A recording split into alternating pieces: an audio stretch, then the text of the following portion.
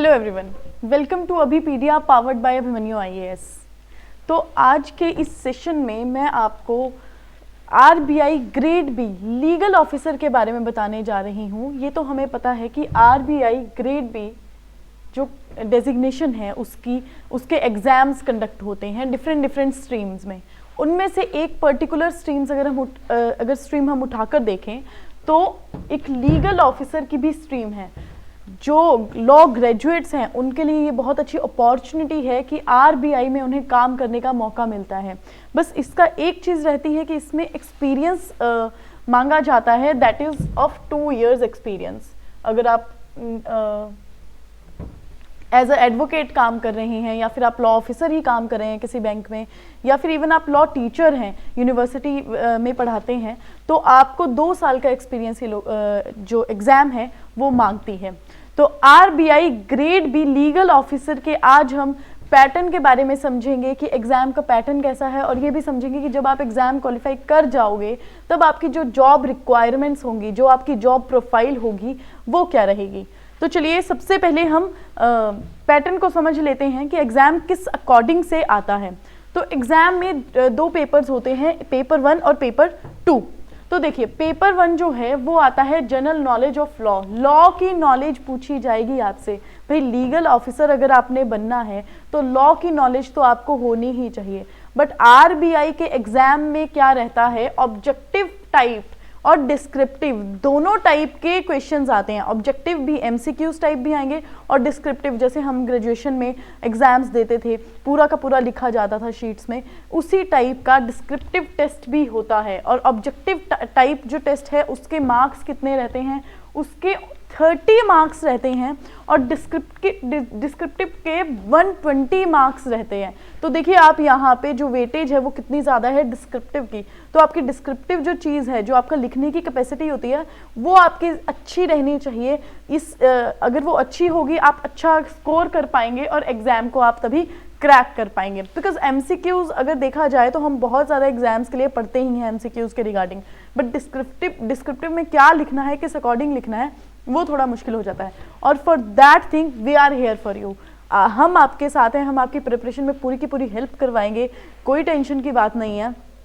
तो देखिए पेपर 1 का मैंने आपको बता दिया, और दोनों को करने के लिए कितना टाइम पीरियड रहता है, इट इज़ ऑफ 3 hours। आपको 3 घंटे मिलेंगे आपके ऑब्जेक्टिव एंड डिस्क्रिप्टिव को कंप्लीट करने के लिए। और अगर हम टोटल मार्क्स की बात करें तो कितने बन जाते हैं, that is of 150 marks. Total कितना बन जाता है पेपर 1 का मिलाकर, 150 मार्क्स बन जाते हैं ऑब्जेक्टिव और डिस्क्रिप्टिव को पूरा का पूरा मिलाकर।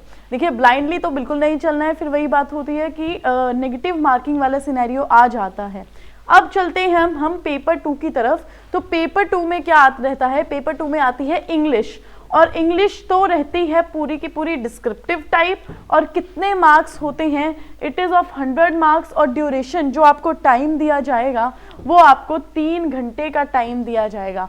आपको 3 घंटे में अपना क्या करना है, अपनी इंग्लिश का पेपर कंप्लीट करना है, अपना डिस्क्रिप्टिव कंप्लीट करना रहता है। तो ग्रैंड टोटल अगर हम बात करें, पूरा का पूरा अगर हम बात करें तो कितना बन जाता है, 250। पेपर 1 और पेपर 2 का मिला के कितना स्कोर बन जाएगा, मैक्सिमम मार्क्स हो जाते हैं 250। तो आपको 250 मार्क्स में से कट ऑफ क्लियर करनी है और एग्ज़ाम को क्वालिफाई करना है। और उसकी सारी की सारी प्रिपरेशन के लिए we are here for you. Law की पूरी प्रिपरेशन के लिए हम आपके लिए हैं, और इंग्लिश की प्रिपरेशन के लिए we are here for you. पूरा का पूरा एग्ज़ाम हम आपको अकॉर्डिंगली क्रैक करवाएंगे। ठीक है, अब आप आगे देखिए कि जब आप एग्ज़ाम कंडक्ट हो जाएगा, आप क्वालिफाई कर जाएंगे एग्ज़ाम के लिए, उसके बाद जो जॉब रिक्वायरमेंट्स है, जो जॉब डिस्क्रिप्शन है, वो क्या रहेगा, आप क्या काम करेंगे। तो आप किस चीज़ में काम करेंगे, ऑब्वियसली आप लीगल इश्यूज़ पे काम करेंगे, dealing with reference on legal issues received from various banks. आपको वेरियस डिपार्टमेंट्स ऑफ बैंक से जो भी लीगल इश्यूज आते हैं तो आप उसमें डील करेंगे, which are mainly related to the interpretation of various statutes. जो कौन से स्टैट्यूट्स हैं, Reserve Bank of India Act, Banking Regulation Act, Foreign Exchange Management Act and Companies Act. ये 4 एक्ट पूरे डिफाइन किए गए हैं कि इन स्टैट्यूट से रिलेटेड जो भी आपके पास आता है आप उन इश्यूज पे डील करेंगे।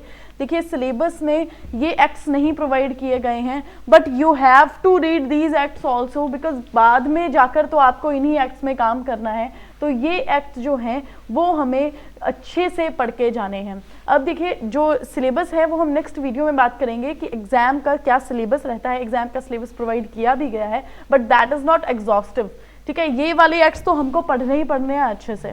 अब चलिए नेक्स्ट हम चलते हैं, preparing initial drafts of legislation administered to be और by the bank. Drafting RBI की पोस्ट के लिए बहुत इंपॉर्टेंट हो जाती है, तो ड्राफ्ट भी आप करेंगे।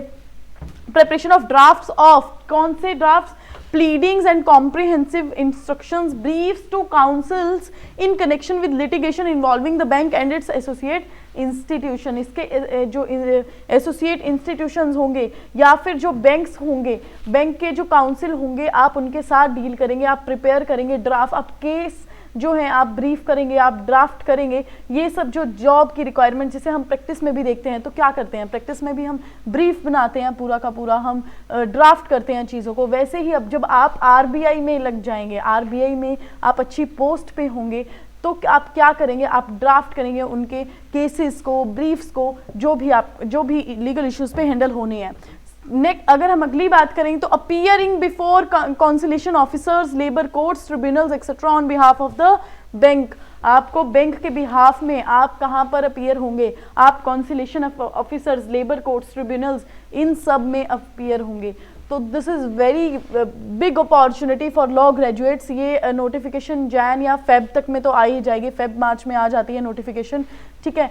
तो आप अभी से ही अगर प्रिपरेशन स्टार्ट कर लेते हैं तो आई एम श्योर कि आपका एग्जाम अच्छे से क्वालिफाई हो जाएगा। और आप जब जॉब रिक्वायरमेंट्स देख रहे हैं, डिस्क्रिप्शन देख रहे हैं, आई नो कि हर लॉ ग्रेजुएट जो होते हैं, इवन जब लॉ स्टूडेंट्स भी होते हैं, तो सबका सपना होता है कि हमें अपीयर होना है, कोर्ट्स में अपीयर होना है, केस ड्राफ्ट करनी है, ब्रीफ करने हैं। तो ये सब आपको अपॉर्चुनिटी आरबीआई की तरफ से मिल रही है कि भाई आप आरबीआई के केसेस को ब्रीफ कीजिए, आप कॉन्सिलेशन ऑफिसर्स में जाइए, आप आरबीआई को रिप्रेजेंट कीजिए। इतनी बड़ी पोस्ट पे जब आप जाते हैं तो देखिए, तो ये क्वालिफाई करना तो हमें एग्ज़ाम है ही है, और इस एग्ज़ाम को क्वालिफाई करने के लिए we are there for you. आपकी सारी की सारी प्रिपरेशन में हम आपका साथ देंगे। आपको मैंने एग्ज़ाम का पैटर्न बता दिया, जॉब डिस्क्रिप्शन बता दी। नेक्स्ट वीडियो में हम सिलेबस की बात करेंगे कि क्या क्या पढ़ना है, और एक्सपीरियंस की भी बात करेंगे कि क्या एक्सपीरियंस चाहिए रहेगा, क्या क्राइटेरिया है, ये सब हम नेक्स्ट वीडियो में बात करेंगे। तो आई होप आपको ये आज की वीडियो अच्छी लगी होगी, ये सेशन अच्छा लगा होगा, और आगे आने वाले सेशंस में भी हम आरबीआई के बारे में पूरा का पूरा आपको लीगल ऑफिसर के बारे में बताएंगे। Thank you so much guys.